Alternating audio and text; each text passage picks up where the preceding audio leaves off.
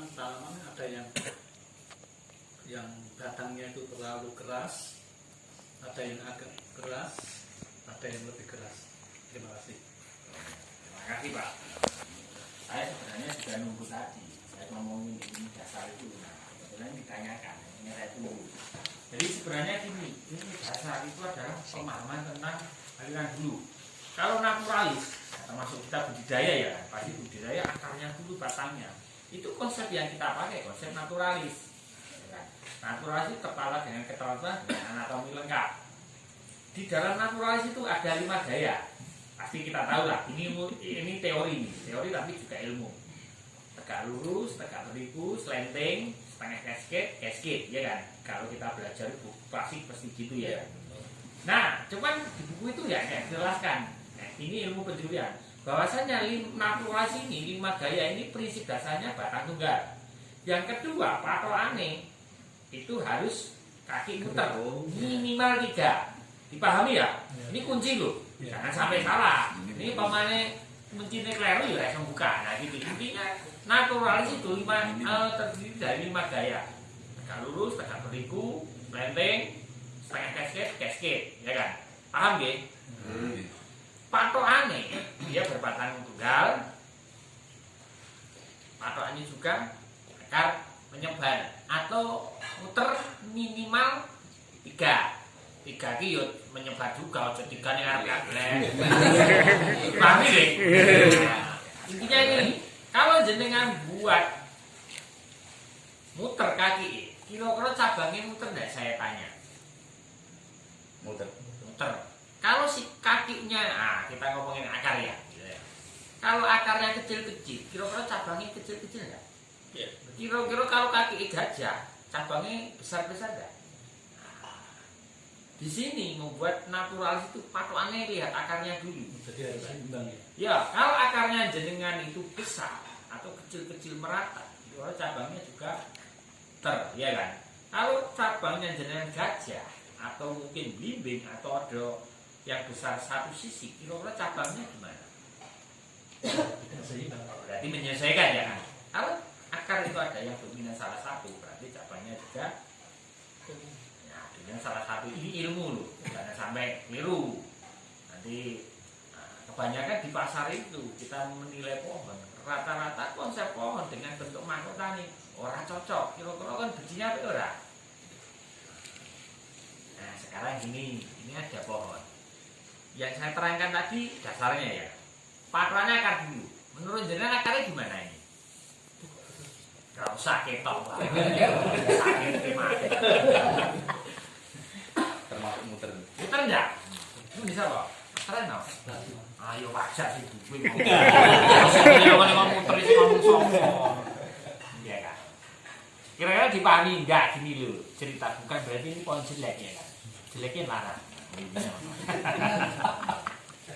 Ya, ini kalau dilihat ini karakter jenengan kakinya kan tidak muter, ya kan? Ada akar yang dominan sebelah kiri ya. Kira-kira kalau akar di sini sebelah kiri kuat, kira-kira bentuknya dua piye? Sama enggak? Berarti di sini cabangnya juga kuat. Kira-kira kalau akarnya melengkung ini dua datar apa melengkung? Nah, berarti karakter akar ini akan menciptakan bentuk cabang. Dipahami nggih? Kalau kakinya tidak muter seperti ini, kira-kira atasnya muter enggak? Nah, terus piye? Terserah jenengan. Ya, pada prinsipnya, ilmu dasarnya, kalau melihat karakter akar seperti ini, otomatis bentuk atasnya juga, kalau akar tidak sempurna, cabang atas juga tidak sempurna. Dipahami ya? Jadi kita membuat bonsai itu tidak harus kakinya muter, tapi yang kunci yang harus kita pakai ya karakter akar. Kalau pakai padang pakai cabangnya juga, kalau akarnya datar, cabangnya juga datar. Kalau akarnya tidak kelihatan, ya berarti bentuknya tidak sempurna atau bisa kita alat bantu pakai batu. Paham ya? Sampai di sini ada pertanyaan enggak? Saya mas. Ya. Terima kasih mas. Gini mas, kalau di Indonesia kan kebanyakan konsep yang kunci tropis ya. Nah, dan balik meleh, mungkin beberapa teman-teman yang di pemula itu kan kayak pakem-pakem yang senior Klaten itu kan pasti cabang 1, 2, 3 back gitu kan. Kalau dilihat kita sebagai di alam aja lah, ada beberapa pohon kan nggak semuanya itu langsung nah gitu. Itu gimana tuh Mas? Sebenarnya kan gini, kalau ilmu bonsai itu anatomi cabang itu sebenarnya ada 3, ya kan? Pertama ilmunya spiral, cabang 1 di kanan, cabang kedua di belakang, cabang ketiga di kiri. Spiral, nanti kekatnya juga gitu. Nah, spiral itu teknik spiral. Putih. Nah, ini kedua silang. Silang itu cabang pertama di kanan, cabang ke kiri. Kedua ke kiri, cabang ketiga ke depan, keempat ke belakang. Silang. Ketiga ganda. Ganda itu 1 titik tumbuh 2. Nah, ini ganda itu bisa dari silang tadi bisa. Tinggal gimana? Kalau kita membuat bonsai itu selalu harus cabang pertama, kedua, ketiga gitu terus. Kira-kira gawe wit 10 bentuknya padha ora? Padha. Nah, berarti gawe meja. Paham nggih? Intinya kita berkarya seni bukan menciptakan suatu kesamaan, tapi menciptakan bentuk yang berbeda. Dipahami nggih? Saya menjuri juga kalau bentuknya sama, kira-kira iki Monoton. ya kira-kira saya menangi sapa sing larang di sapa, iya kan? Paling tidak kita membuat karya seni itu jujur saya juga pengen menunggu karyanya jenengan berbeda, karena dalam membuat bonsai itu berbeda bukan berarti salah. Yang salah itu mau tadi iso ora mudeng ora tekon. Paham nggih? Intinya kita membuat bonsai belajar di sini, kita belajar ilmunya dasar sama tapi jadinya beda, ya kan? Naturalis itu sebenarnya kan dibagi 2, naturalis dogmatis, tertata dengan keterukuran, boleh dan tidak salah, termasuk teman Klaten itu kalau senior kan bilang harus kanan, harus kiri, harus itu, ya naturalis. Itu patokannya kalau Jepang lah, harus gini, karena hubungannya membuat bonsai itu kayak ada istiadat. Indonesia kan beda kalau kono, harus model. Naturalis itu ada 2, naturalis dogmatis dan naturalis. Kalau naturalis dogmatis tertata dengan keterangan salah dan benar. Kudu ini. Tertata tidak keterangan ini bebas, ada 1 titik naik boleh naik. Kayak yang alam kan lho, kayak wit ngebru bentuk ono sing naik. Iki padha naturalis, tapi tertata keteraturan dan tidak keteraturan. Pertanyaannya sing bener sing ndi? Bener kabeh. Iya kan? Itu tadi kuncinya ini siji, lihat karakter akar. Wala akarnya muter, sikile mleblek, kira-kira bentuknya piye. Ini harus kita pahami, ini ilmu dasar. Kalau kakinya kaya apa itu? Kapuk wae, itu gede-gede blimbing, kira-kira cabangnya piye. Dipahami nggih? Jadi intinya kita nggak bonsai itu gampang kok, nggak susah. Yang penting 1, lihat karakter akarnya dulu. Ya rano sikile berarti patokannya bukan akar. Berarti di batangnya bisa atau komposisi tata letaknya. Pokoknya Mas, ada pertanyaan enggak ini? Itu untuk semua jenis Pohon atau cabang juga ya. Cemara itu kan kalau mau cari patokannya susah. Oke, terima kasih nih. Sebenarnya kan gini, patokan akar cuman tadi cuma kayak dasar, lurus, harus berbatang juga. Kira-kira kalau batangnya 3, apa 4, apa witim lindir, apa itu kira-kira patokan akar nggak? Tinggal kan? Ya. Yang penting ini loh, patokannya akar harus prima atau minimal 3. Itu ya 5 gaya dasar tadi, tegak lurus, tegak beliku, nah, seperti ini, formal lah, naturalis lah, naturalis. Kali gaya itu cuman kalau di ilmu penjurian itu cuman dinaturalis gaya. Kalau lainnya di atas batu, tegak gunjing atau rak itu masuknya bukan di gaya, tapi bentuk atau model sama lah intinya itu. Oke, kalau kita ngomongin gaya itu berarti ya cuma tadi 5 gaya dasar bonsai. Pasti teman-teman juga tahu lah kalau teman-teman yang senior. Nah, 5 gaya dasar bonsai ini pasti tahu. Tegak beliku, tegak lurus, tegak beliku. Lenteng, tegak beliku itu ya bisa. yogi, informal, gitu. Paham nggih? Kalau seperti ini kan kira-kira akarnya prima enggak? Kalau kurang prima, ini kita lihat pasti kurang prima ya. Kira-kira bentuk atas masuknya ke naturalis enggak? Enggak. Berarti kira-kira bentukannya jangan dibuat sama. Ini bermain aman, Mas. Ini payu larang. Kan enggak gitu. Kita membuat karya seni dengan berjualan itu berbeda. Ya kan? Kalau karya seni itu ya bisa mewakili pribadi, bisa mewakili umum, bisa mewakili foto kontes. Kalau untuk berdagang, ya sepenting sedemikian rupa enak ditonton orang, ya kan? Nilainya tinggi. Kalau koleksi sah-sah aja bebas. Tapi yang kita omongin di sini adalah ilmu bonsai, tapi yang standarnya di kontes, ya kan? Ada aturannya. Dan aturan itu bukan berarti mengikat. Nah, itu aturan itu cuma di dasar. Dalam belajar bonsai itu ada ilmu, ada selera. Nah, ini harus dipahami, ya kan? Kalau ilmu ya ini tadi yang saya omongkan. Kalau selera ya mau tadi ada yang diketik. Nah, itu sebenarnya kenapa kalau diketik itu harus dihilangkan? Ada yang tahu enggak? Itu sebenarnya bukan harus dihilangkan. Sebenarnya boleh aja ketika kita pakai. Karena dalam alam itu juga ada. Ini yang paling penting ini belajar bonsai yang dulu ya klasik. Cabang itu nggak boleh nyolok motor. Kira-kira tahu nggak itu bahasa kayak gitu? Tapi dijelaskan sekalian baru kita tahu. Wah saya hatang bis.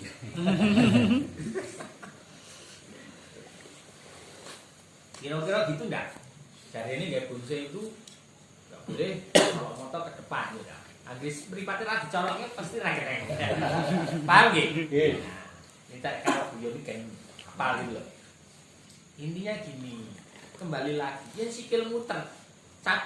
Akarnya itu juga ke depan, kira-kira cabangnya boleh maju kan? Boleh. Sebenarnya itu selera. Saya nggak senang cabang itu ke depan. Dimensi batangnya harus geraknya nutupi nggak enak, itu selera. Tapi kalau ilmu ya itu tadi, lihat akarnya, terus galah kok cabangnya ada muter. Nah, itu dipahami ya? Jadi bisa membedakan ini ilmu sama selera. Kalau yang tidak boleh itu berarti selera. Tapi kalau ilmu ya itu tadi. Nah, ilmu. Sebenarnya kan gini, saya pernah ini studi kasus ya. Kenapa cabang itu nggak boleh ke depan nyolong motor? Sebenarnya kebanyakan teman-teman itu mengembangkan bentuknya nggak bisa. Jadi gini loh, ke depan malah ditutupi dengan pergaulan lobet sehingga gerak dasarnya kurang. Tapi kalau kita bermainnya gini loh, kita bermain ruang buka ini gitu juga enak, ya pasti kelihatan. Dan kebetulan karya saya pernah itu memang tak sengaja cabang itu nyolok motor. Buktinya yang penjurian nggak ada masalah. Dan alhamdulillah sampai pertama pernah karangannya dulu dia sindang itu sama itu. Dan itu memang kenyataannya banyak yang kita belajar ilmu di luar sana itu banyak katanya ternyata ilmu aliran sesat. Kita yang tanya dalam kita membuat karya seni nggak ada yang salah. Dan ini tadi saya belajar bonsai ke Surabaya ya, saya juga belajar intinya lihat pameran perkembangan. Ternyata membuat bonsai itu nggak banyak aturan, bebas, ya kan. Yang penting konsepnya benar, enak dilihat itu aja. Kalau duluan harus gini, ya. Kalau sekarang bebas. Tombol kakinya bagus atau enggak, di atas motor gimana, bebas.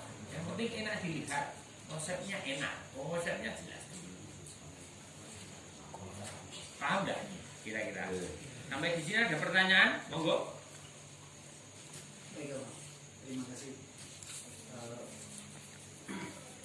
Ini kan berarti kan pohonnya ini kan natural ya Bang ya. Ini saya bicara yang di depan mata kita aja. Ya, ini natural apa Bang? Bentuk mantis atau apa? Ini natural. Saya mau pengen jelaskan dulu ya. Nanti lihat ini pasti tahu lah. Naturalis dogmatis itu terkala dengan keteraturan. Teori ini, kalau cabang pertama itu 5 50 cm, cabang kedua 40, ketiga 30, seterusnya. Jaraknya semakin ke atas semakin rapat ya kan, semakin pendek. Ya kan? Keteraturan salah dan benar, makanya kita kalau membuat bonsai itu program pohon itu kan kadang teman-teman senior lain itu bilang salah itu ini itu menggunakan panutan antara teori dogmatis salah dan benar. Ya kan? Tapi kalau melihat pohon ini menurut jenengan pas naturalis dogmatis enggak? Kalau saya melihat dogmatis. Nah, dogmatis itu konsepnya akar dulu mas. Sikile piye? Primara. Berarti prima, berarti bukan naturalis dogmatis. Cabangnya coba dilihat. Ini dogmatis enggak? Iya. Nah ini jaraknya deket kok, munggah longgar. Berarti kan tidak ada aturan nih. Nah itu mas, yang teman-teman cabang mungkin gini, untuk beberapa tanaman kayak sancang terus ya sancang itu lah yang di sini. Karena sancang itu kan biasanya dia jarang untuk cabang itu kan pasti nyipas. Karena yang di belakang itu kan jarang pasti tetap di sini dan ini kan kalau tanda kan memang sejajar gitu ya. Kalau sedangkan jauh dibikin antara kan cabang pertama sampai cabang kedua itu kan ada spesial jarak. Itu juga bagus. Sebenarnya kan gini, membuat bonsai itu mau sejajar mau crossing lah, ya bebas ya pak. Konsep kita yang penting tidak memakai konsep naturalis dogmatis, ya kan? Naturalis itu aja paham. Ya, kan? Cuman biasanya ini ilmu penjurat saya adopsi dengan renal ya. Kalau sejajar seperti ini biasanya dengan berjalan waktu kita program pasti di sini ada pengembangan. Kira-kira benar ya mas? Ya, benar. Makanya ya bonsai naturalis hubung dulur itu sebenarnya tidak salah. Cuman biasanya dalam membuat bonsai hindari ya, itu selera ya. Biasanya karena Tapi itu mengurangi kedurian nggak itu mas? sebenarnya jangan takut kok salah. Biasanya ini sejajar murah, bunyinya murah. Ya maksudnya gini, jadi dipahami. Kalau ilmu dalam transaksi atau penjualan itu mungkin salah, enak. Tapi kalau ilmu konteks tidak ada salah, tidak ada masalah. Makanya konteksnya berbeda. Karena kita berkarya seni, kita tahu konsepnya apa dua Pak Tuan, wes selesai. Tapi kalau konsep untuk penjurian, yo itu tadi ilmu nih, paham ya? Dia harus jenengan paling tidak itu duit ya itu, saya itu duit pedoman dulu lah. Corona ini ilmu dasarnya. Masalah karena kan gini, jadi bonsai. Jenengan tanya-tanya senior, mau liwong apa? Gak ada yang salah, tapi wite ajur.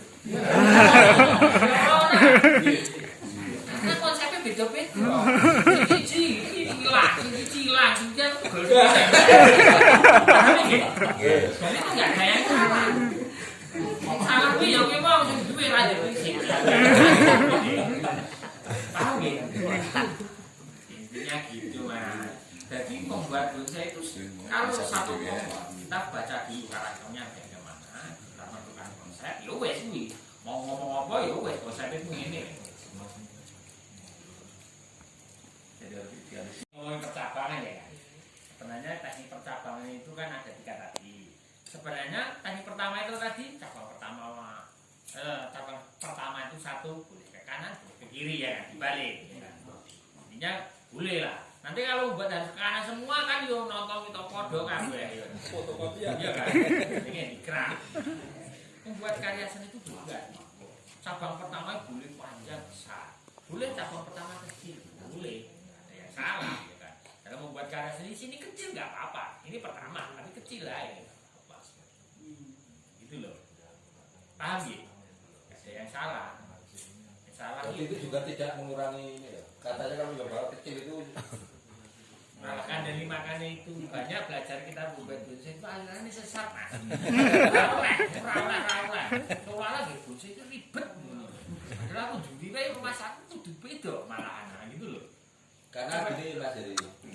Ya saya ngomong guru kalau ulama ini mesti rela gitu. Kudune ngono karena ilmune ngono. Tapi nggak bonsai kan ra ngono mas. Ya saya ngomongi guru, bukune ngono. siji tambah siji kudu loro. Iki sampai itu ngono terus. Tapi kita belajar kunci nggak harus seperti itu. Dipahami nggih? Nah.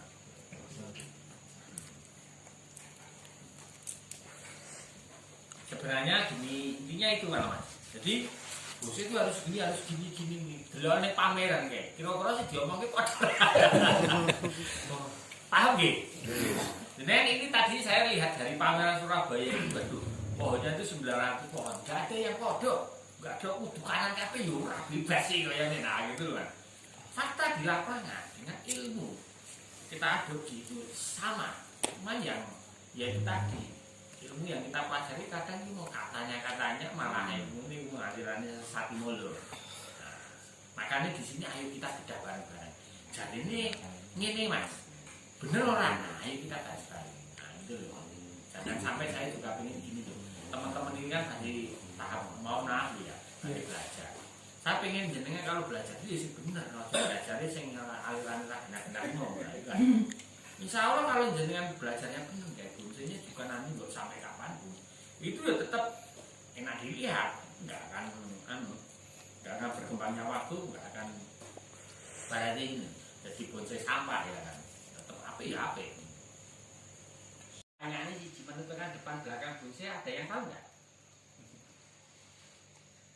Menentukan depan belakang bonsai ada yang tahu nggak? Dilihat gradasi. Menengi bingung ini.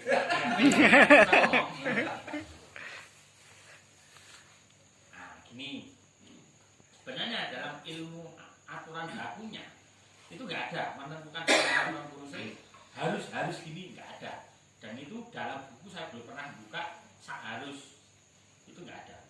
Cuman ini ilmu yang saya pelajari dalam membuat bonsai waktu saya tanya bonsai itu saya dapat kesimpulan dan kebetulan saya pernah diskusi pohon yang kira-kira gitulah. Tapi aturan bakunya nggak ada. Yang pertama adalah menentukan gerak dasar atau depan belakang itu ya pertama lihat gerak dasarnya dulu. Gerak dasar itu ya dimulai akar sama tang sampai ujung. Kami ya. Kalau umpama akarnya tidak ada, ya. Cuma batangnya, kira-kira menentukan depan belakang bagaimana? Berarti kita pakai kedua, komposisi itu tata letak, ya kan? Kalau berbatang 2, berbatang 3, berarti komposisinya paling enak yang mana? Ya kan? Bang, umpama komposisinya cabang cuma berbatang 1, nggak ada akarnya, kira-kira depan belakangnya dari mana? 3 ini daya tarik atau karakter pohon. Kalau daya gunjing kan nggak mungkin toh akarnya muter. Biasanya kita menemukan dari alam bagus, cuma dapat batangnya. Berarti menemukan depan belakang ya karakter batangnya aja. Yang bagus mana, berapa bentuknya atau arahnya kemana. Intinya kuncinya cuma tadi. Pertama dasar, komposisi sama daya tarik. Saja menentukan depan belakang bonsai. Kalau tentang aplikasinya ke pohon ya terserah jenengan, ya kan? Ini kita pegang dulu lah. Ya. Yang terakhir ini pertanyaannya tentang mahkota. Katanya mahkota itu nggak boleh menjauh ya Pak, harus ke depan. Sebenarnya ilmu yang jenengan pelajari itu adalah teknik ilmunya Jepang, teknik topiary. Kalau orang Jepang itu melihat orang lain itu menunduk kepalanya depan. Pertanyaan Indonesia kira orang nonton liyane menghormati apa menunggu?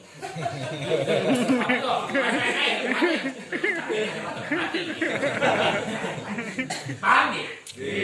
Jadi kalau pohon naturalis seperti ini, kalau cabang akarnya muter, pohonnya tegak, kira-kira masuk kepalanya juga depan, ya kan? Ya dia pasti di tengah. Cuman saya pernah ngobrol sama temen, sama seniornya Klaten ya, Pak Yanto itu. Kenapa membuat bonsai itu kok harus ke depan? Itu sebenarnya teknik untuk membuat kesan pohon tua. Pohon tua itu kan rotok ini lah. Sebenarnya karakter membuat karakter pohon tua itu tidak harus ke depan. Kalau pohonnya tegak, dia masuk ke depan. Logikanya kalau dia ke depan, akarnya depan juga harus dominan, ya kan? Dipahami, ini ilmu loh, bukan selera. Kalau ilmu, kalau batangnya tegak, otomatis kepalanya juga tegak. Jadi lihat cemara di gunung itu, ya, karena terus maju. Kecuali dikira kata layangan, kecuali tegak, ya kan? tanpa ada gangguan pasti dia tegak.